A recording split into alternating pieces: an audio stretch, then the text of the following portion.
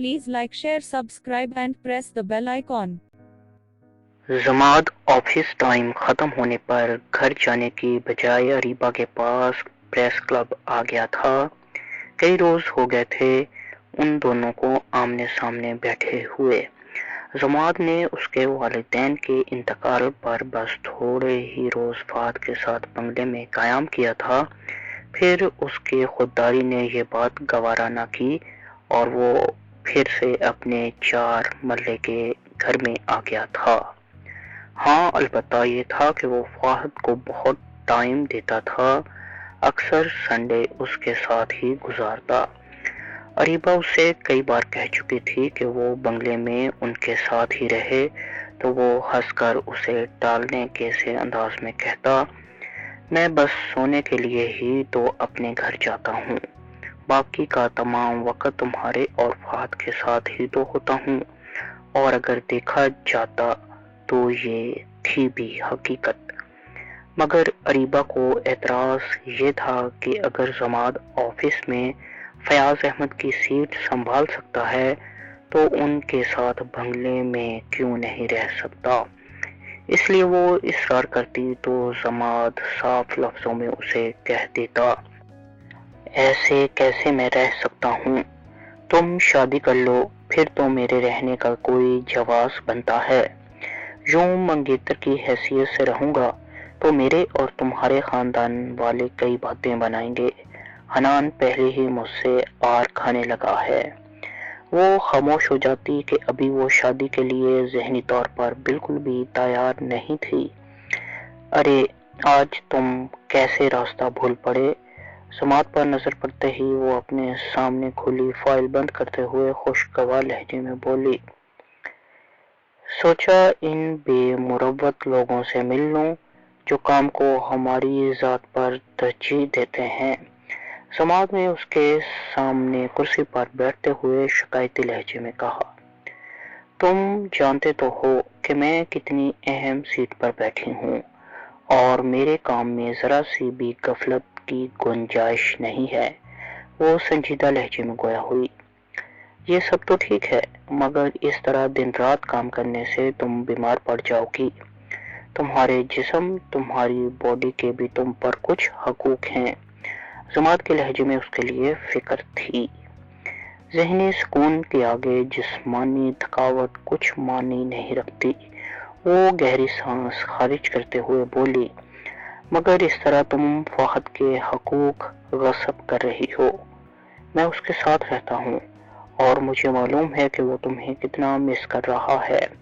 जमात ने कहा, तुम्हें मेरे काम पर एतराज के बजाय इस काम की अहमियत को समझना चाहिए। हमारे प्यारे नबी सल्लल्लाहु अलैहि वसल्लम के इरशाद पाक का मफहूम है कि कोई भी शख्स उस वक्त तक सच्चा मोमिन नहीं हो सकता जब तक कि वो आप सल्लल्लाहु अलैहि वसल्लम से अपने माँ बाप, बहन भाई, बीवी बच्चों, मालो दौलत, गरज के हर चीज से बढ़कर मोहब्बत ना करे। और आज आप सल्लल्लाहु अलैहि वसल्लम से हमारी मोहब्बत का तकाजा है कि हम मोहम्मद अरबी सल्लल्लाहु अलैहि वसल्लम के गुस्ताखों को जहन्नम की आग से डरा कर तौबा की तरगीब दें, और अगर वो ना माने और सरकशी पर आमादा रहें तो फिर हम पर उनके खिलाफ जिहाद फर्ज हो जाता है। ये जिहाद तलवार, कलम, मालो दौलत और समाजी व तजारती बॉयकॉट की सूरत में हर मुसलमान और इश्क रसूल सल्लल्लाहु अलैहि वसल्लम के दावेदार पर फर्ज, और उससे कोताही या इनकार कुफर के मुतरादिफ है। वो कदरे तलख लहजे में बोली, मैं तुमसे ये कब कह रहा हूँ कि ये काम ना करो, करो बल्कि ताहयात करो। मगर हमारे प्यारे नबी सरकार मदीना सल्लल्लाहु अलैहि वसल्लम ने हर काम एतदाल के साथ करने का हुक्म फरमाया है, और मैं तुम्हारी तवज्जो उसी जानिब मबसूल करवा रहा था جماعت نے تعصب سے کہا، فہد کہاں ہے اس وقت؟ وہ تھوڑے توقف کے بعد پوچھنے لگی کہ جیسے بات اس کی سمجھ میں آ گئی ہو۔ میں نے اس کی سیکیورٹی پر مامور شخص کو کال کر کے معلوم کیا تھا۔ اس نے بتایا کہ فہد اسکول سے لوٹنے کے بعد اپنے کمرے میں نیند کے مزے لوٹ رہا ہے، سماعت نے جواب دیا۔ اس سے پہلے کہ وہ کوئی اور بات کرتی، اس کے موبائل کی بیل بجنے لگی۔ اس نے چونک کر دیکھا تو اسکرین پر حنان کا نمبر تھا۔ کال ریسیو کرتے ہوئے اس نے موبائل کان سے لگا لیا۔ ہیلو اریبہ، کہاں ہو تم؟ حنان کی پریشانی میں ڈوبی ہوئی آواز سنائی دی۔ میں پریس کلب میں ہوں، خیریت؟ وہ چونکی۔ سماعت کہاں ہے؟ حنان نے پوچھا۔ یہیں میرے پاس ہی موجود ہے۔ کیا اس کے ساتھ فہد بھی ہے؟ نہیں، وہ اکیلا ہے۔ مگر کیا ہوا ہے؟ اس کمینے سے پوچھو فہد کے ساتھ اس نے کیا گیم کھیلی ہے؟ حنان نے دانت پیستے ہوئے کہا۔ تم کچھ بتاؤ گے بھی یا یوں ہی پہیلیوں کی زبان میں بات کرتے رہو گے؟ وہ ترش لہجے میں بولی۔ فہد کا کمرہ شارٹ سرکٹ کے باعث آگ بھڑک اٹھنے سے مکمل طور پر جل گیا ہے۔ کمرے میں فہد کا نام و نشان موجود نہیں اور اس کی حفاظت پر مامور سیکیورٹی گارڈ بھی بے ہوش پڑے ہیں، حنان نے تشویش بھرے لہجے میں کہا۔ کیا؟ مشکل سے وہ یہی ایک لفظ بول پائی۔ تم جلد جماعت سے معلوم کر کے مجھے بتاؤ کہ فہد کے ساتھ اس نے کیا کیا ہے۔ اگر وہ نہ بتائے تو پھر مجھے سچ اگلوانے کے اور بھی طریقے آتے ہیں، حنان نے غصے سے پیچ و تاب کھاتے ہوئے کہا اور کال ڈسکنیکٹ کر دی۔ وہ کبھی موبائل کو گھورتی اور کبھی بے یقینی سے اپنے سامنے بیٹھے جماعت کے چہرے کو بغور دیکھنے لگتی۔ کیا بات ہے؟ اس کی پر اسرار خاموشی نے طول پکڑا تو جماعت نے بے تابی سے پوچھا۔ فہد کے کمرے میں شارٹ سرکٹ کے باعث آگ لگ گئی ہے اور فہد کمرے میں موجود نہیں، اس نے کہا تو جماعت کو جیسے کرنٹ لگا اور وہ تیزی سے گاڑی کی چابی اٹھا کر باہر کی جانب بڑھا۔ کہاں جا رہے ہو تم؟ اریبہ نے شکوک بھرے لہجے میں پوچھا۔ عجیب لڑکی ہو، فہد لاپتہ ہے تو کیا میں ہاتھ پر ہاتھ دھر کر بیٹھا رہوں گا؟ جماعت کے لہجے میں ناگواری در آئی۔ میں بھی تمہارے ساتھ چلتی ہوں، وہ اپنا ہینڈ بیگ اٹھاتے ہوئے بولی۔ جماعت نے اس بات میں سر ہلایا اور باہر نکل گیا۔ جب وہ پریس کلب سے باہر نکلی تو جماعت گاڑی اسٹارٹ کیے اسی کا انتظار کر رہا تھا۔ اس کے بیٹھتے ہی وہ تیزی سے گاڑی آگے بڑھا لے گیا۔ تم نے فہد کے ساتھ کیا کیا ہے جماعت؟ وہ بغور اس کے چہرے کی طرف دیکھتے ہوئے کھوئے کھوئے سے لہجے میں پوچھنے لگی۔ کیا مطلب؟ وہ چونکا۔ کہیں تم یہ سوچ کر فہد کے ساتھ کچھ غلط کرنے کی کوشش تو نہیں کر رہے کہ ڈیڈی نے تمام جائیداد اس کے نام کر دی ہے؟ وہ ذہن میں بار بار انگڑائیاں لیتے سوال کو زبان پر لے ہی آئی۔ جماعت نے تعصب بھری نظروں سے اس کی جانب دیکھا اور گاڑی کے ڈیشنگ بورڈ پر پڑی ایک فائل اٹھا کر اس کی جانب بڑھا دی۔ یہ کیا ہے؟ وہ فائل پکڑتے ہوئے حیرت سے پوچھنے لگی۔ اس فائل میں موجود کاغذات میں نے ایک ہفتہ پہلے تیار کروائے تھے، ان پر ڈیٹ بھی درج ہے اور تمہارے پاپا کے وکیل بیرسٹر شجاعت حسینی کے سگنیچر بھی موجود ہیں، سماعت نے خفگی بھرے لہجے میں کہا۔ کیا ہے ان کاغذات میں؟ خود دیکھ لو۔ سماعت کے لہجے میں خفگی بدستور برقرار تھی۔ وہ فائل کھول کر پڑھنے لگی۔ جیسے جیسے وہ वर्क पलटती जा रही थी। नदामत के तासुरात उसके चेहरे पर फैलते और बढ़ते जा रहे थे। आई एम रियली सॉरी समात, वो फाइल बंद करते हुए नादम लहजे में गोया हुई। वो खामोशी से होंठ भींचे ड्राइविंग करता रहा। कुछ बोलो ना प्लीज। उसका लहजा मिन्नत भरा था। इन पेपर्स पर साइन कर दो, मैं इसीलिए तुम्हारे पास आया था। नाराजगी का अंसर समात के लहजे में बदस्तूर मौजूद था। तुमने ये पेपर्स क्यों तैयार करवाए? वो साइन करने की बजाय उससे पूछने लगी। मैंने जब पहले रोज तुम्हारे डैडी के ऑफिस को ज्वाइन किया तो ये बात मुझे उसी वक्त मालूम हो गई थी कि जायदाद फहद के नाम नहीं है। चुनांचे चंद माह हालात का बगौर जायजा लेने के बाद मैंने ये बात महसूस की कि जायदाद फहद के नाम ना होना एक बहुत बड़ी गलती है। इससे मेरे और तुम्हारे दरमियान शक और बेएतमादी जन्म ले सकती है। इसलिए मैंने तुम्हारे मरहूम वालिद के कहे हुए अल्फाज को पूरा करने की ठानी और जायदाद में से सिर्फ बंगला तुम्हारे नाम रहने दिया और बाकी तमाम जायदाद फहद के नाम करने के पेपर्स तैयार करवा लिए। उसने स्पॉट लहजे में कहा।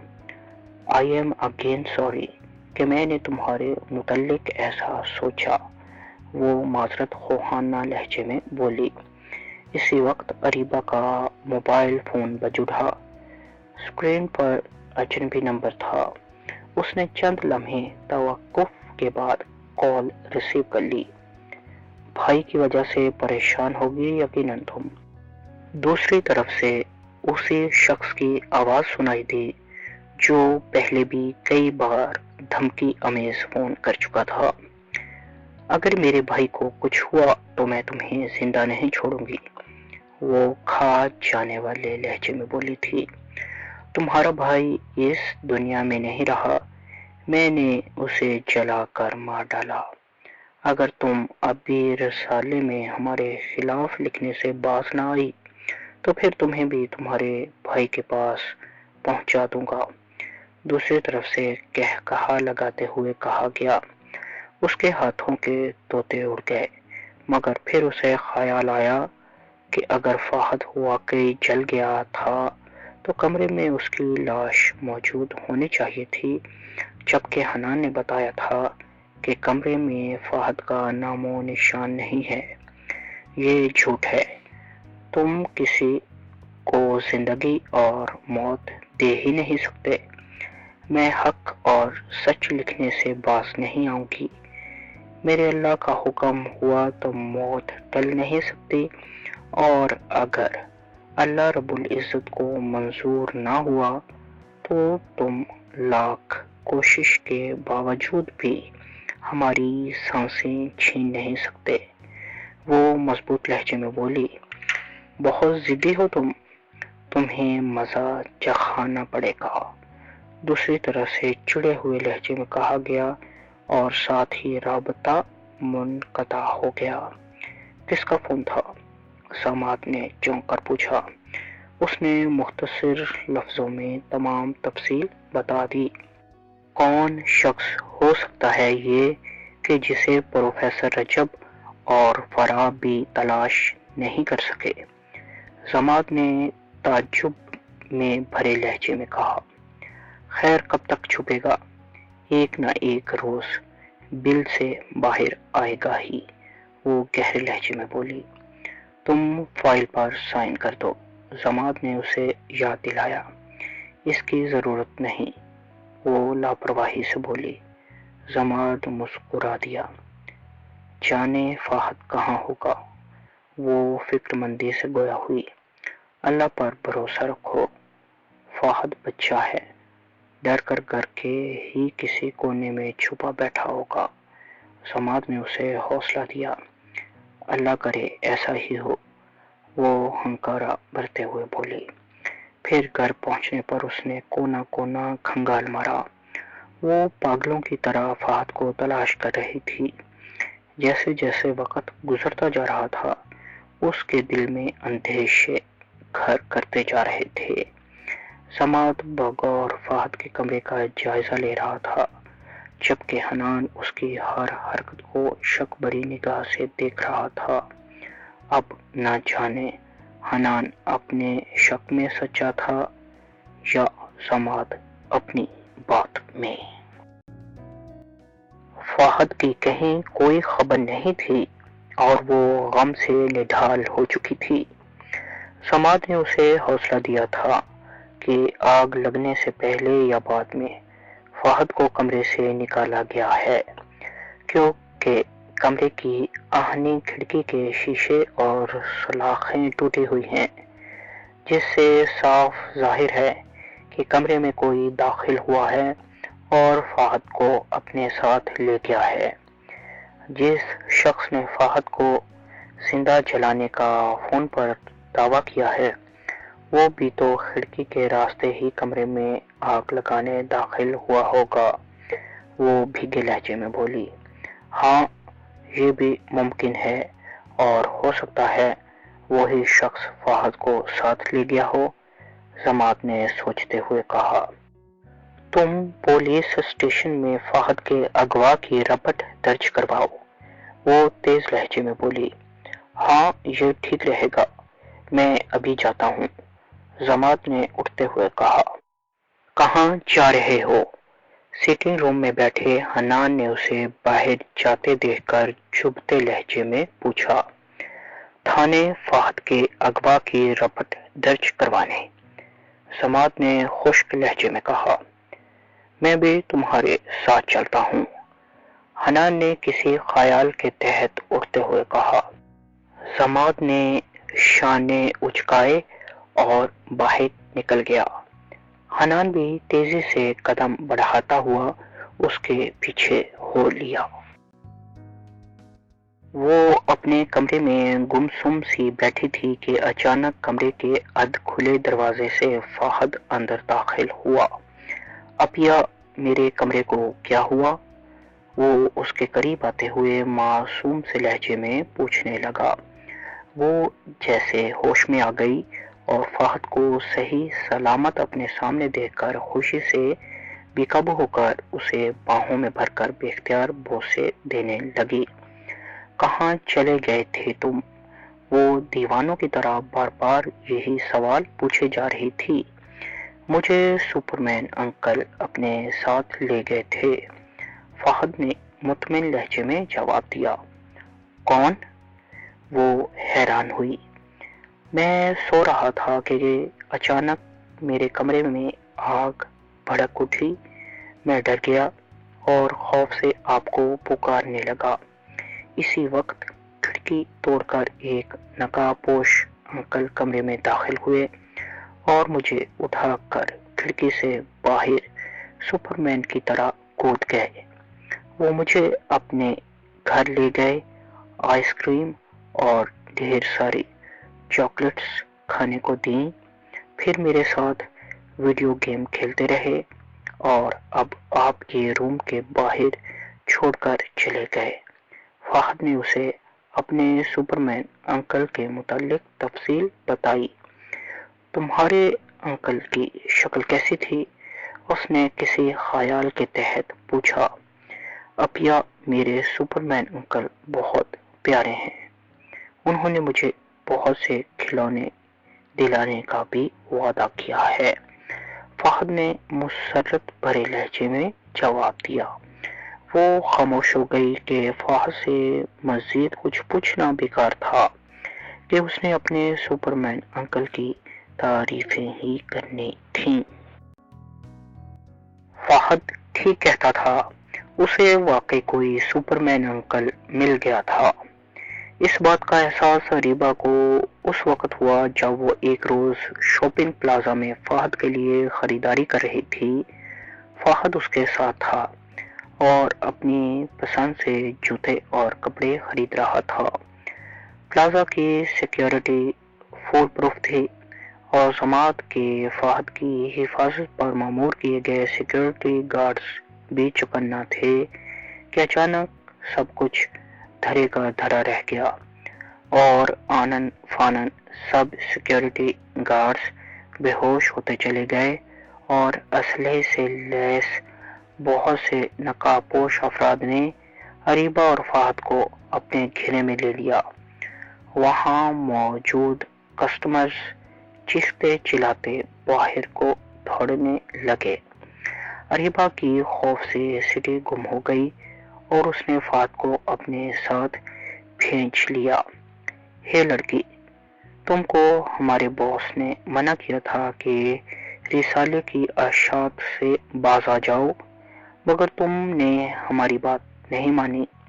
تمہاری وجہ سے ہماری کمیونٹی کے بہت سے افراد باغی ہو رہے ہیں، اس لیے باس نے تمہارے بھائی کو اغوا کرنے کا حکم دیا ہے تاکہ اگر تم ہماری بات نہ مانو تو تحفے کے طور پر تمہارے بھائی کی لاش تمہیں بھجوائی جا سکے۔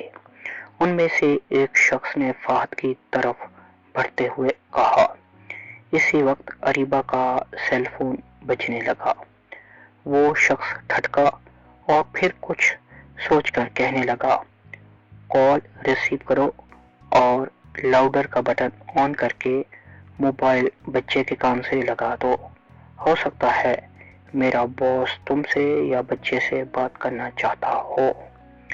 اس نے کانپتے ہاتھوں سے اس شخص کی ہدایات پر عمل کیا اور پھر جیسے ہی فہد نے موبائل کان سے لگایا ایک اجنبی مردانہ آواز سنائی دی۔ ہیلو فہد بیٹا، کیسے ہو؟ میں تمہارا سپرمین انکل بات کر رہا ہوں۔ ذرا سیل فون اپنے قریب کھڑے شخص کو تھمانا۔ اس سے پہلے کہ فہد سیل فون اس شخص کی طرف بڑھاتا، اس آدمی نے خود ہی ایک جھٹکے سے موبائل چھین لیا۔ کون ہو تم اور اس طرح کال کرنے کا مقصد کیا ہے تمہارا؟ اس شخص نے پھاڑ کھانے والے لہجے میں کہا۔ اس وقت تمہاری کھوپڑی میرے ہاتھ میں موجود گن کے نشانے پر ہے، اس لیے چپ چاپ جو میں کہتا ہوں وہ کرو اور خاموشی سے بچے اور لڑکی کو چھوڑ کر چلے جاؤ۔ دوسری طرف سے نہایت کرخت لہجے میں کہا گیا، میں تمہاری دھمکیوں سے ڈرنے والا نن۔ اس شخص کی بات ادھوری رہ گئی تھی اور سوں کی آواز سے ایک گولی اس کی کھوپڑی کے قریب سے گزرتے ہوئی ایک قیمتی ڈیکوریشن پیس کو کرچی کرچی کر گئی تھی۔ اگر تم نے میری بات نہ مانی تو اگلی گولی ڈیکوریشن پیس کی بجائے تمہاری کھوپڑی میں گھس جائے گی۔ دوسری طرف سے درشت لہجے میں کہا گیا، ٹھیک ہے، مگر تم ہو کون؟ وہ شخص خوف سے کانپتے ہوئے بولا، فضول باتوں میں وقت ضائع مت کرو، بچے کو موبائل دو اور یہاں سے چلتے بنو۔ دوسری طرف سے خشک لہجے میں کہا گیا اور ساتھ ہی کال ڈسکنیکٹ کر دی گئی۔ نقاب شخص اور اس کے ساتھی جس طرح آنن فانن آندھی کی مانند آئے تھے ویسے ہی وہاں سے رفو چکر ہو گئے۔ اریبہ نے فوراً فہد کے ہاتھ سے موبائل پکڑ کر کال آنے والے نمبر پر بیک کال کرنے کی کوشش کی، مگر وہ نمبر پاورڈ آف ہو چکا تھا۔ وہ حیران تھی کہ فہد کا یہ سپرمین انکل کون شخص ہو سکتا ہے۔ پہلے پروفیسر رجب کے گھر سے آتے وقت سنسان سڑک پر فہد کو اغوا کرنے کی کوشش لازماً اسی شخص نے ناکام بنائی، پھر کمرے میں لگنے والی آگ سے فہد کو بچایا اور آج ڈرامائی انداز میں ایک بار پھر فہد کے اغوا کی کوشش کو ناکام بنا دیا تھا۔ وہ اس وقت پریس کلب میں بیٹھی یہی سب سوچ رہی تھی۔ وہ اتنی بزدل یا اس کا ایمان اتنا کمزور نہیں تھا کہ پے در پے ہونے والے واقعات سے گھبرا کر وہ رسالے کے کام سے غفلت برت لیتی، بلکہ جیسے جیسے اس کی راہ میں رکاوٹیں حائل کی جا رہی تھیں वैसे वैसे उसकी इस्तकामत और साबित कदमी में इजाफा हो रहा था। बार बार फहद के अगवा की कोशिशें नाकाम होने से उसके ईमान और यकीन में इजाफा हुआ था कि खत्म नबूवत के मुजाहिदों की अल्लाह ताला गैबी इमदाद फरमाता है। तमाम खौफ और अंदेशे दिलो दिमाग से झटक कर इस माह वो रिसाले में प्रोफेसर रजब की जानिब से कादियानी मुबल्लिगों को खुले मुनाजरे की दावत का इश्तहार देने जा रही थी।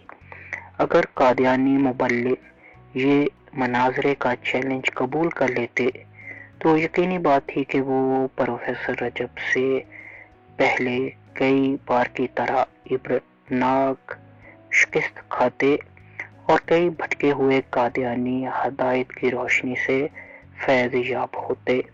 और अगर बिलफरस वो मनाजरे से इनकार करते तो ये मनाजरे से पहले ही उनकी तरफ से अपनी शिकस्त का ऐलान होता।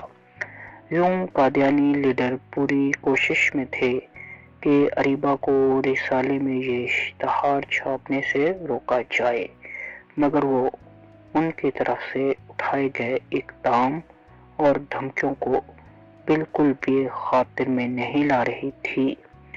4 रोज बाद रिसाले की माहनामा अशात का दिन था और वो शाया होने वाले कालमों और मुनाजरे के इश्तहार की इबारत पर आखिरी तनकीदी नजर डाल रही थी।